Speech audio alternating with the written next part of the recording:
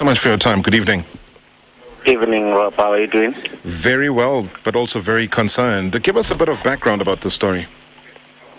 Okay, Rob, it's like this. Remember, this is not the first time that we're having these allegations of match fixing rocking Zimbabwean football. The latest being this part where a ZIFA board member, Edzai Kasinauyo, a former national team player, has been fingered out as part of the people that are planning fixing a game that is coming during Easter holiday. So the board met yesterday and decided to suspend Edzai pending investigations. How was the case cracked? From information gathered, some state agents or law enforcement officers are the ones that have been working on this matter. And go ahead, Ricky. And then ZIFA only picked it up from the guys that have been investigating, and that's when they decided to inform CAF and FIFA on these allegations. Because Zimbabwe has always been on high alert, especially on issues to do with match fixing. From what you know, again, Ricky, and having covered the story in the manner that you have, is there something that you could call hardcore evidence that would lead to justifying why he would be suspended and maybe potentially could be arrested? I think at the moment it's still premature to conclude that there were any acts of match fixing. But until the law enforcement agents come up with real tangible charge sheets or evidence, that's when maybe they're going to proceed with this case. Right now, where is Edzai? Edzai is somewhere in Harare.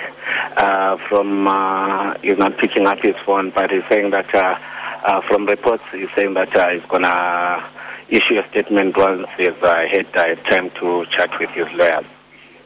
Because obviously, according to the story in the Herald, he was basically saying that he's never been involved in such things in all his life.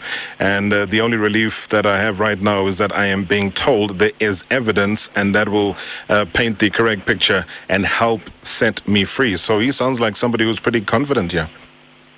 Yeah, at the moment, because there is nothing tangible that has been brought up to the table to say this is what Edzai has done, or the communication, until a point where he gets hold of a letter or communication from ZIFA notifying him that this is the evidence that we have against you. He's working as a free man. More of always free. A person who's free unless found guilty. You remember the adage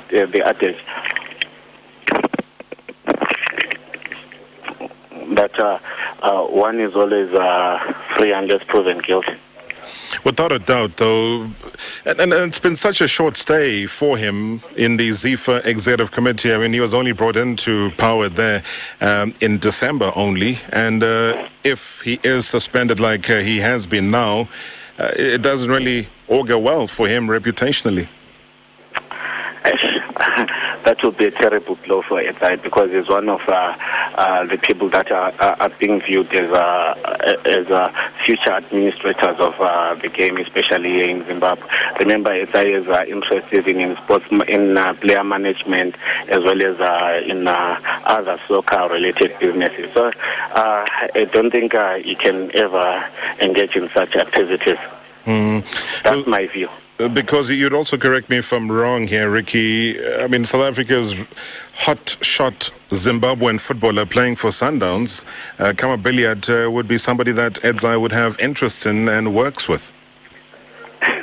Yeah, remember, even when these guys, the goalkeeper who plays for Polokwane City, Jochiko, you look at Patson Jaure, those are some of the players that have interacted with Edzai and has facilitated some of the moves. You look at the players like Milton Norwet, Ajax Cape Town, it's Edzai who facilitated those moves. So I doubt very much that he will want to change his image because of greediness for money or participating in these match-fixing items. If I had to play devil's advocate here now, Ricky, and say that if you look at bigger politics of football, and we've seen these things happen before, and I think in my books, Kasinauyo is, what, 40 years old, into the ZIFA Executive Committee. You talk about his big ambitions and a potential leader within football. Do you think that there would be traps that are set? Do you think that people would be deliberately trying to taint his image?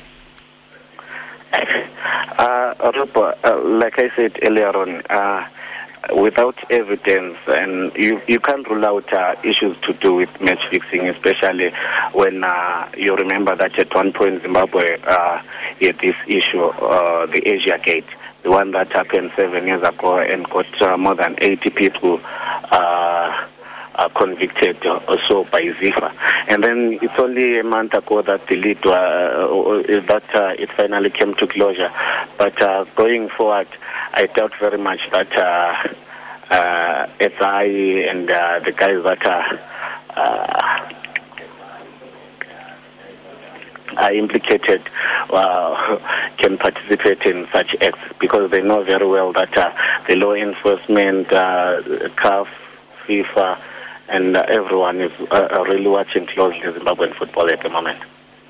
Because when ZIFA issues a statement and they talk about that, he should not be involved in any football-related activities or associated with Zimbabwe's senior men's national football team pending the determination of this case, does that include his involvement with players that are associated with the national team, or is that just a direct connection with the overall association?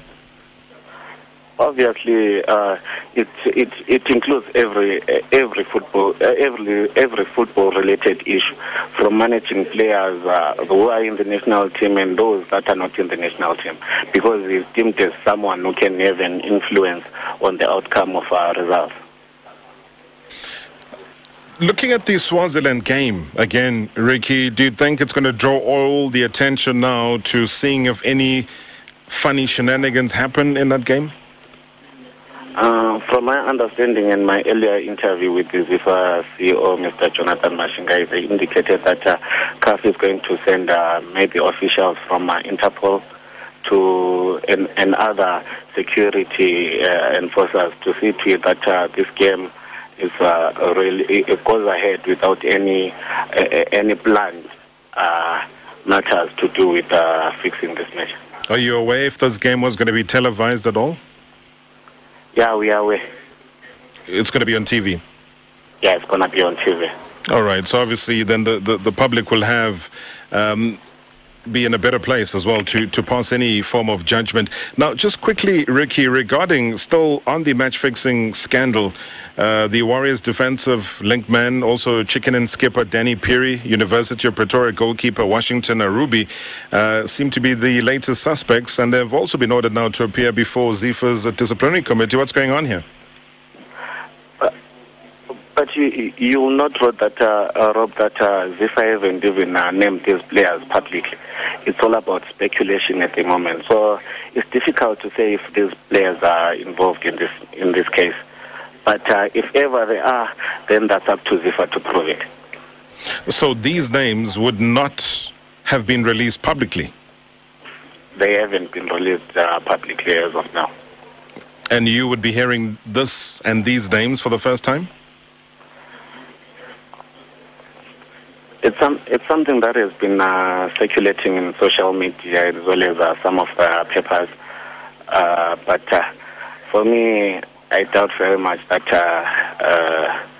ZIFA are going to issue out any names or of the players, especially looking at it that they are preparing for this Swaziland game. If ever the names are going to come out, they might crop up after the return leg.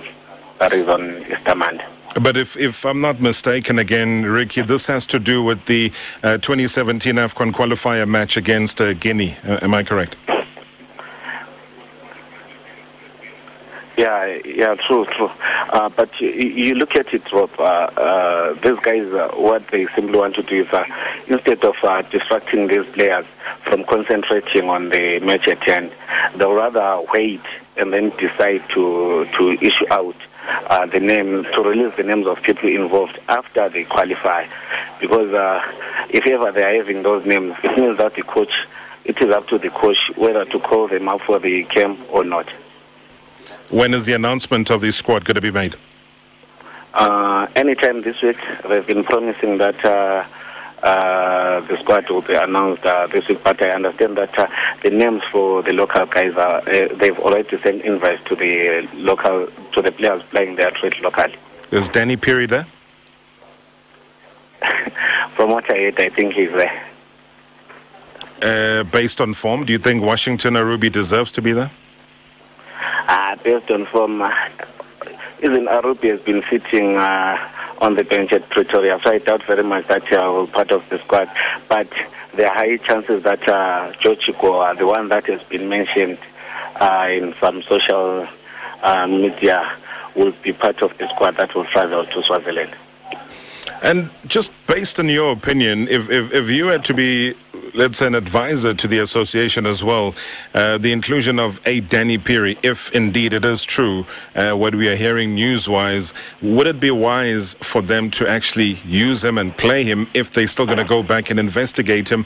And what if he's found guilty? Then he's already have played an extra game outside of what he's been charged or would have been charged for.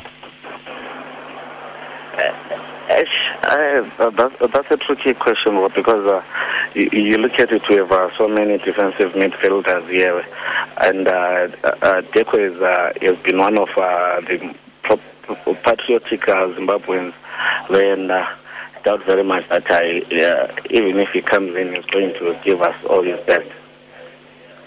And obviously, in that game, and besides, in terms of the law, he's innocent until proven guilty. Now, just going back to that game against Guinea, and there was that, what people call a very dubious back pass, where Peary gave it to Arubi, and all that happened. When it happened, was that just a genuine footballing mistake?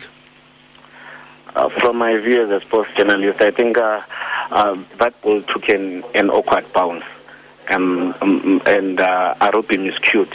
So, to me, it was a genuine mistake.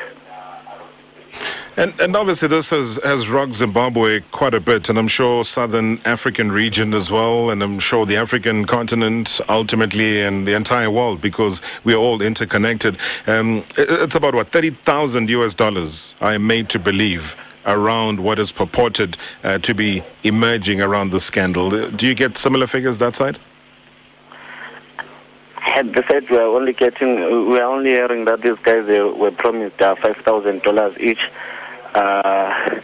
which is about how much? About 60,000 rands.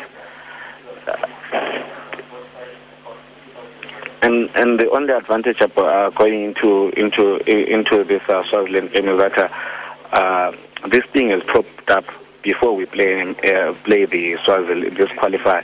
So it means that there is a chance for the world governing body, FIFA, or the continental body, CAF, to come in and make sure that they bring in their security. Is this going to end well for you, Ricky, do you think? Hello?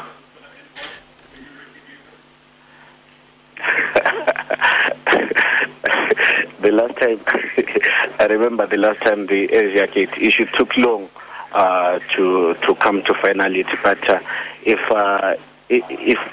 considering that now there's the involvement of the law enforcers, I believe that some people are going to be arrested if they are found guilty. And there will be no cover-up? I doubt very much that any issues will be swept under the carpet here.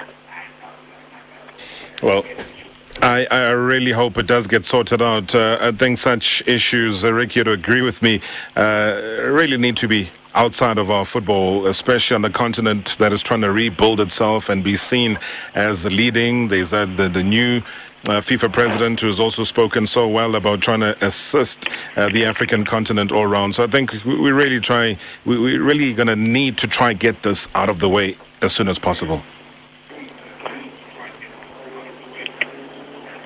Yeah, very much so, because you look at it, like I said earlier on, Zimbabwe has always been on high alert on these issues that damage the image of the country's football.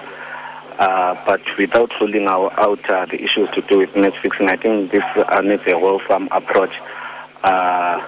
The clubs, government, as well as the National Association, because without the government input through the law enforcers, it becomes difficult to prosecute these guys.